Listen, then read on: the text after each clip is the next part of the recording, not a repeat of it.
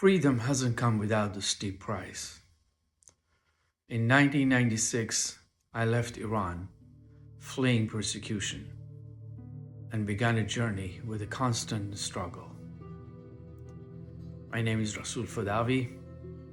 I'm an artist, and this is my story, a quest for freedom.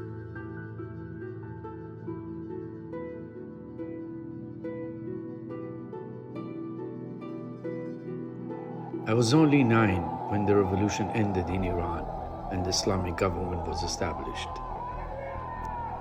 Almost immediately after the revolution's victory, violence erupted in the streets.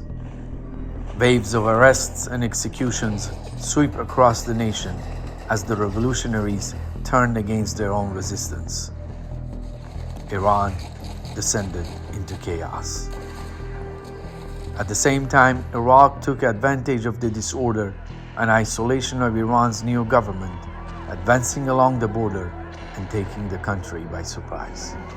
Open warfare began on September 1980, just a year after the revolution. I still sometimes have nightmares of running for my life under air attack. Some of my earliest memories from the war are of the long haunting sound of air raid sirens. Life without freedom under the post-1979 revolution's restrictions felt like living in confinement. Facing persecution while pursuing freedom, I finally left my homeland and began a 14 years journey of constant struggle. After several failed attempts to settle in various countries across Europe and Southeast Asia, I ended up in Thailand, where I was ultimately forced to seek asylum through the United Nations. In Thailand, refugees are not legally recognized. Before my departure, I was detained as a part of the legal process. The humiliation of being treated like a criminal was harder to bear than the harsh physical conditions.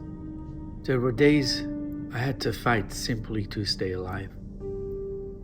In my darkest moments, faith became my strength and guided me forward. After I was granted refugee status, I entered an indefinite period of waiting to be resettled. Every day, for 5 years, I waited for a phone call that would tell me when and where I might finally begin a new life. Each day, after office hours, hope turned to sadness. Waiting becomes unbearable when you don't know how long it will last. Although I came to America with the hopes of a better life, it has not been without hardship and difficulty. Shortly after arriving in the United States, just when I thought life was finally going to get better, on a bright, sunny Valentine's Day, I was struck by a car while waiting at the bus stop. It took me months to recover from my injuries. Even as I held on to my dream, destiny took me on an unexpected path, one that led me to serve in the United States Army. Although my artistic dream was put on hold, my time in the U.S. Army shaped my resilience and deepened my understanding of endurance and sacrifice. When I was losing hope of ever pursuing art again, life took another unexpected turn. Due to multiple service-connected injuries, I was medically retired from the U.S. Army, an ending that became a new beginning, that gave me the opportunity to finally pursue my dream at the Academy of Art University. There are days when I'm overcome with sadness and longing for home, for loved ones I deeply miss.